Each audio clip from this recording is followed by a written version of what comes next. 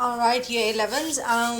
Let's talk about the second key knowledge point, internal and external environmental factors. Now, external factors are the macro and operating factors, and internal environment is the internal environment of a business. Okay, the factors affecting the establishment of a customer base and brand identity.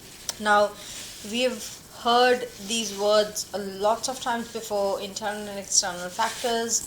Um, so let me talk about this first. So internal and external factors. So external is macro and operating. Again, internal factors is the factors that are internal to business. Okay, we are going to discuss that in a little bit more detail for this key knowledge point. Now, what is brand identity? Okay, so the visual message that customers receive about the business.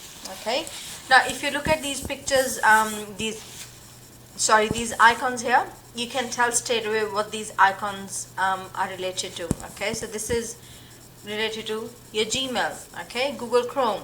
All right, this is your Google Drive, this is your Google Classroom. Okay, so you can tell many of them what the pictures look like. This is the brand identity. Okay, now for McDonald's, big M. Okay, that is the brand identity. Okay, so these are the some things that are a part of marketing and building a product. Okay, now reflect on business environment. So what I want you to do here is take a few moments and go through the definitions of internal environment, macro environment, and operating environment. Write them down in your notebook. Okay, so you should be pausing the video here and writing this down in your notebook before coming back and watching the further video. Okay, now you also need to write the examples of each. As you can remember, we've covered this topic millions of times before in last semester, so you should be able to write at least 2 or 3 examples for each of them. So each of them internal, operating, and macro environment. Okay, now pause this here, go on and try and write the definitions and the examples. Okay, and then come back and play it again. Alright, now hopefully you've written down the examples. Let's look at what it means. Okay, now the brand identity and the business environment, so they are linked with each other. A business's brand identity is shaped and affected by the things that the business can control. Okay, now what business can only control is the internal environment. Okay, and factors that it has little to no control over, which is the external environment. Okay, now again, in external there is operating and macro. Operating is something that has direct impact on your business, and macro is the broad policies. Okay, it doesn't have direct impact, but it does have the indirect impact on your business. Now, macro environment. Okay, so macro forces, the broad forces, conditions, and trends in the economy and society within which the business operates. So this is the definition of macro environment.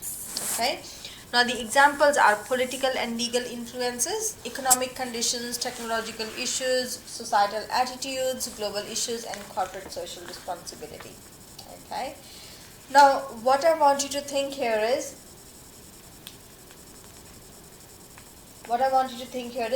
look at some of these factors and how they are going to affect the brand identity. Okay, now I'm going to go through a couple of them. So economic forces is something when the economy is booming, the economic conditions are going up, that's the good time to start a business. Okay, now in this time of COVID-19, our economy is going down, there's not enough circulation of money, people are not allowed to go outside. Do you think this is a right time to start a business? Not at all, because the businesses are closed. How are you going to get the customers? Okay, even if you market your product, who is going to come out to purchase those products? Okay, so this is not the right time, but when the economy is booming, that's the right time to start a business. Okay, again, political and legal forces, so there are many legal requirements that a business has to follow. Now again, there is Competition and Consumer Act 2010. Okay, now they have deemed some types of marketing practices as illegal. Okay. Now, when you're starting a business or when you're marketing a business, you need to make sure, and it is very important to ensure that marketing practices are ethical and socially responsible. Okay. Now, you shouldn't be including any illegal practices, and it should be socially and ethically responsible. Okay. Now let's look at technological issues. Now again, technology advances have a huge impact on the marketing plan as well. Okay. Now again, technology is required to promote the business because you will need to build a website, a phone app, and also social media presence. Okay, so these are very, very important to market your product. Again, when the business is using the latest technology to improve the customer experience, for example, FPOS, okay, PayWave. Now, when you go and buy some products, you just PayWave it. It's so convenient for the customers. You don't have to put your password in. You just swipe your card, and you're good to go. Make the payment, and you're good to go. Okay, so these are some of the technological issues. If the business is not having these things in place, the business is going to suffer. Okay, so these are very, very important things to consider. Again, I'm going to go through some societal attitudes. So again, looking at the attitudes of your target market. Okay, so you need to look at where your business is located, who are the people residing in that area, how is your business going to impact. Okay, again, you need to look at global issues and corporate social responsibility issues as well. They are very, very important as well. Okay. Now, let's look at operating factors. So, operating factors are stakeholders that are external to the business but directly impact business operations. Okay, so they are very, very important stakeholders. They have direct impact on the business. Okay, now first one is customers. Now, customers are the most important stakeholder for your business, because when you're selling some product, you need to have customers. If you don't have any customers, how are you going to achieve the business objectives? Okay. Competitors. Okay, so if your marketing strategies are not better than your competitor, how are you going to increase the customer base? Okay. Again, suppliers. You should source materials from the suppliers who are well established in the market. Okay. Now, suppliers also have a vested interest in the success of the marketing strategy. So your marketing strategy needs to include the pamphlets or marketing material that has been given to you by the suppliers. For example, if you're running a cafe, if you're using some products from a particular brand, for example, the muffins or the coffee beans are sourced from a particular supplier, and they have a very good market, very good customer base in the market, they are going to supply you with the marketing materials that your coffee beans are sourced from them, they're really good coffee beans, or these muffins are really, really good. Suppliers are going to give you with the marketing material. Okay, again, special interest groups are very, very important as well. So you have to make sure when you're looking at marketing, you're looking at all of these aspects. Okay. Now, internal environment, so factors over which the business has some control: employees, managers, management styles, location, corporate culture, company policies, and legal business structure. All of this we are going to learn in a lot more detail in year 12, but for now, you just need to know the headings. Okay, what are some of the internal factors? The employees, managers, styles, and all those things. How do they affect the marketing? Okay, now again, when you're looking at internal factors, you have to make sure the employees are aware of the marketing strategies, the way the product is going to sell in the market, and what are the pros and cons. Okay, again, managers, they need to have skills to be able to develop a customer profile.